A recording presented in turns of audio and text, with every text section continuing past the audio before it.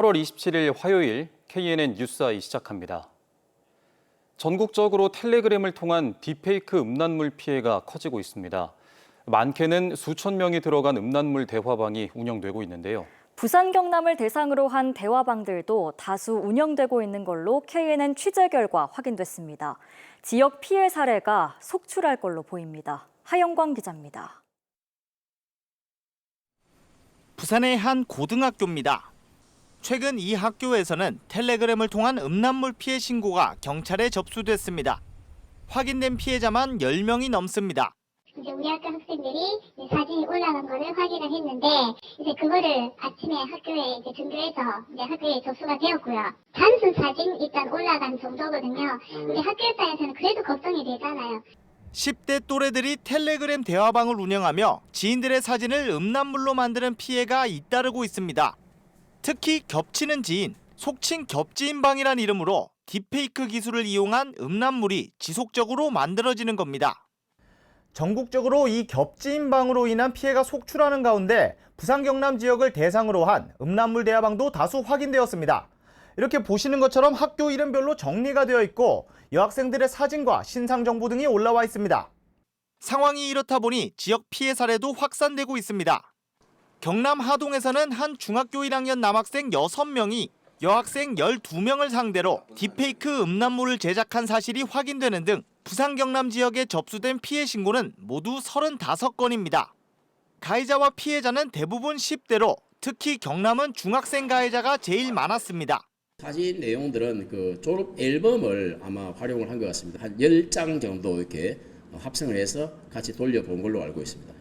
경찰이 전국 단위로 운영되는 텔레그램 음란물방 등에 대한 수사를 진행하고 있는 가운데 피해 사례는 계속 늘어날 것으로 보입니다. 딥페이크 생성형 AI를 이용한 합성 성착취물을 24시간 모니터링해서 선제적으로 수사를 착수하고 부산 경남교육청은 지역 초중고 1,601곳에 대한 전수조사를 벌이는 한편 경찰과 합동으로 디지털 성범죄 대응을 강화할 방침입니다. KNN 하영광입니다. 인천 전기차 화재 이후 이른바 전기차 포비아라 할 만큼 지하 공간 전기차 화재에 대한 우려가 큰데요. 전국에서 처음으로 실제 지하주차장 전기차 화재 대응 훈련이 부산에서 열렸지만 앞으로 갈 길은 멀어 보입니다. 이민재 기자의 보도입니다. 지하 주차장에 주차된 차에서 폭발과 함께 불길이 치솟습니다. 불은 주차된 차량 87대를 태우고 8시간여 만에 겨우 꺼졌습니다.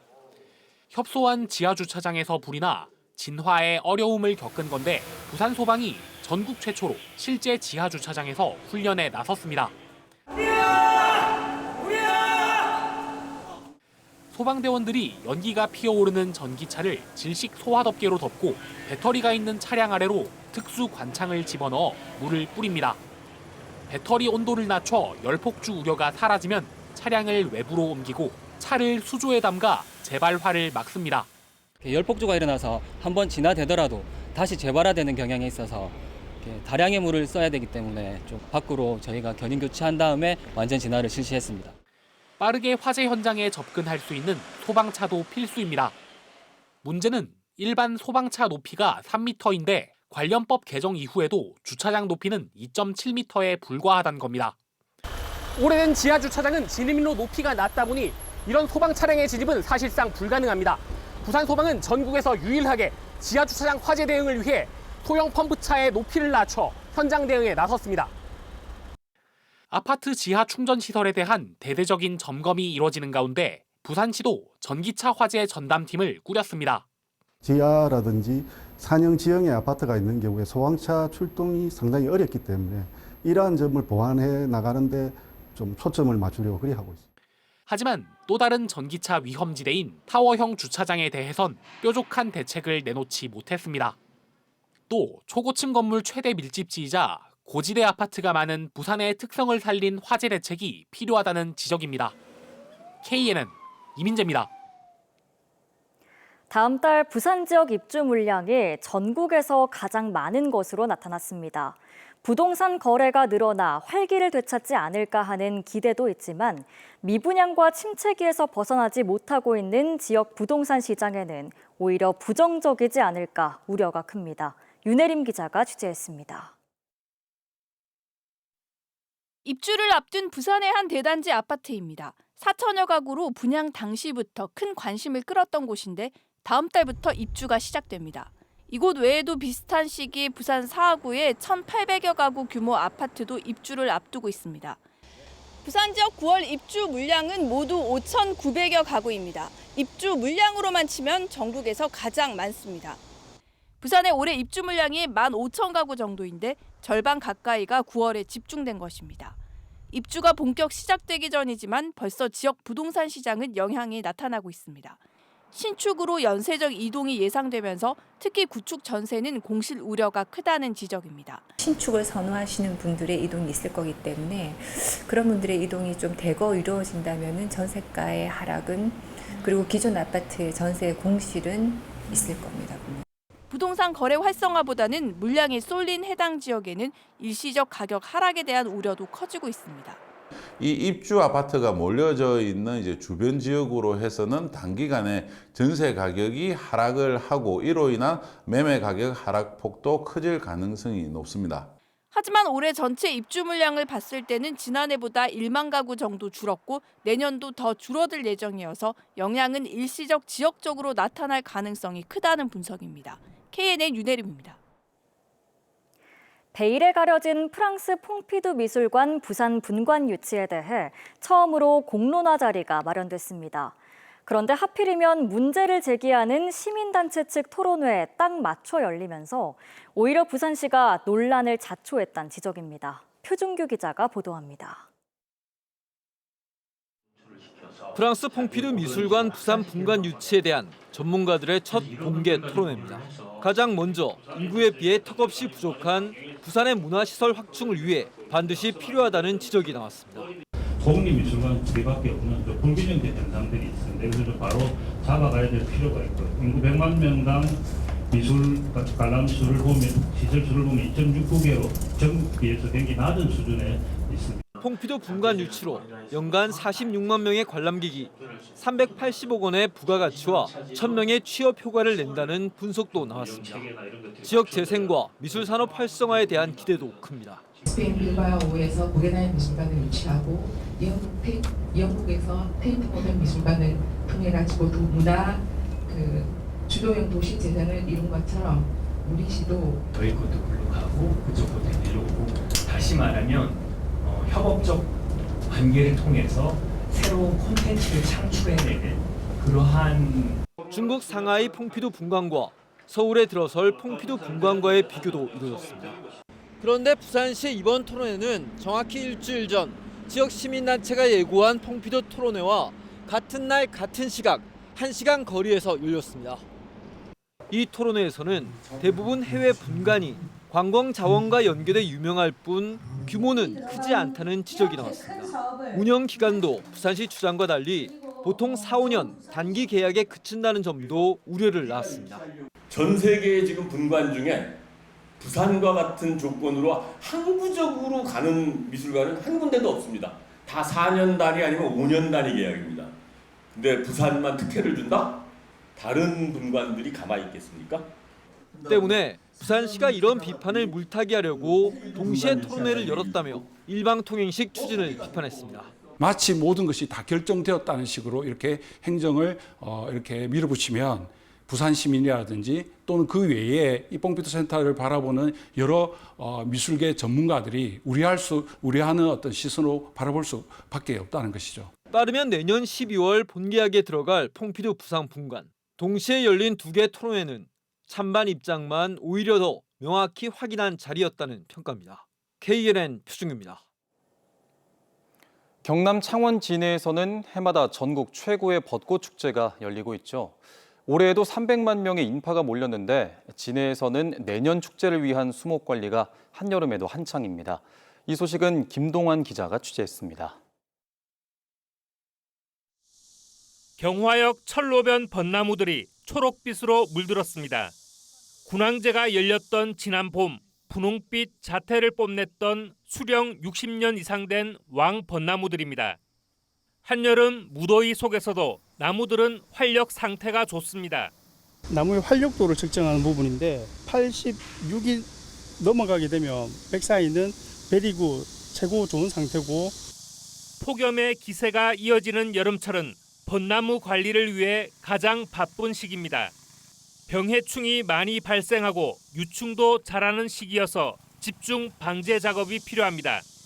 수령이 오래된 나무들로 구성되어 있기 때문에 병해충 예방이나 그다음에 영양 공급이나 이런 걸 지속적으로 이 시기에 해줘야 내년에 활짝 피는 벚꽃이 더 많이 볼 수 있습니다. 경화역과 여자천 등 진해의 벚꽃 명소에는 모두 36만여 그루의 벚나무가 자라고 있습니다.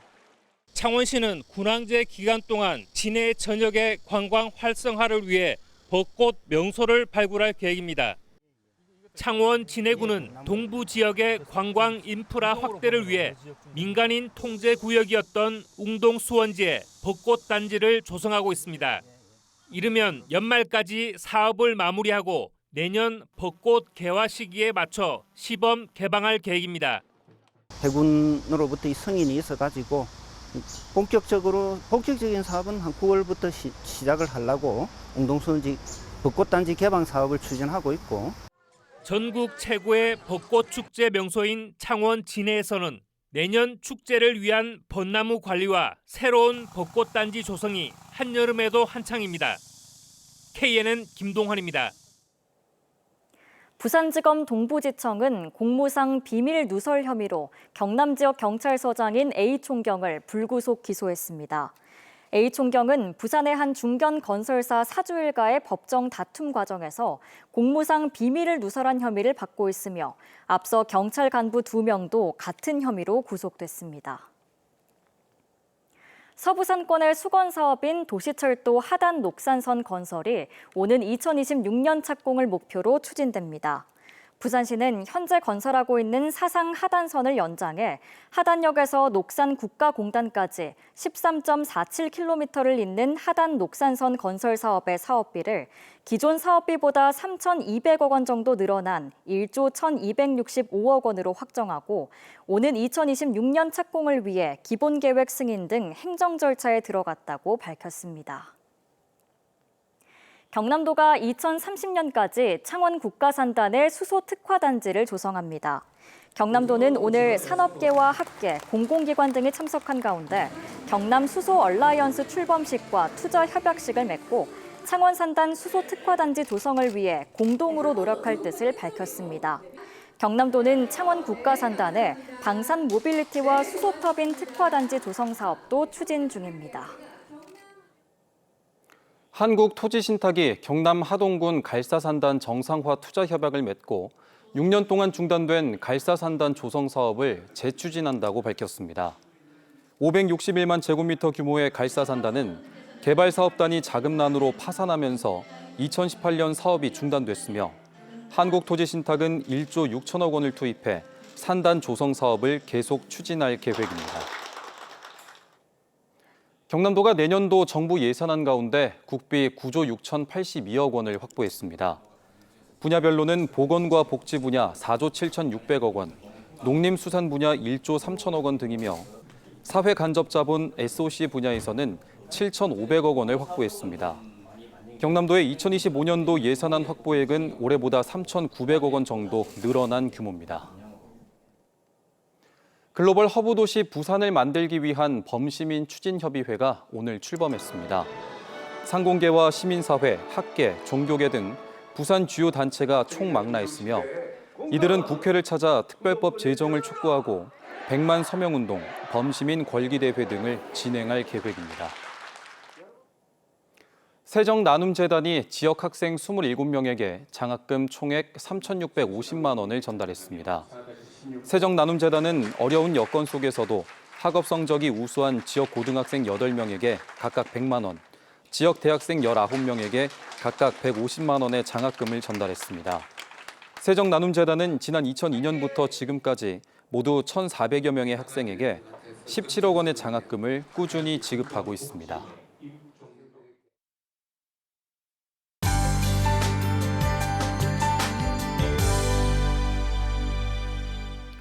동풍의 영향으로 당분간 비가 내렸다 그치기를 반복하겠습니다.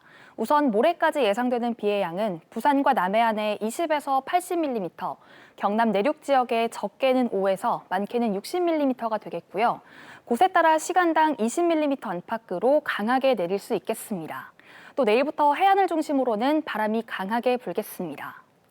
비가 내리는 동안 일시적으로 기온이 떨어지기는 하겠지만 비가 그치면 습도가 높아지면서 다시 무더워지겠습니다.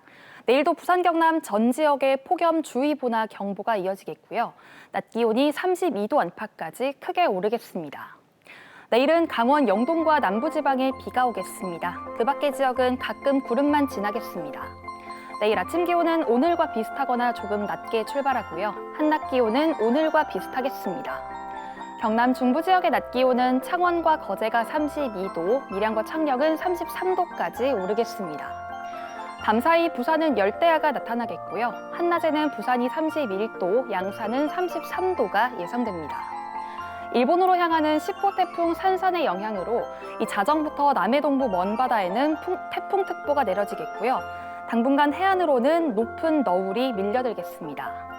비는 금요일까지 가끔 내리겠고요. 9월 초에도 늦더위는 계속될 전망입니다. 날씨였습니다.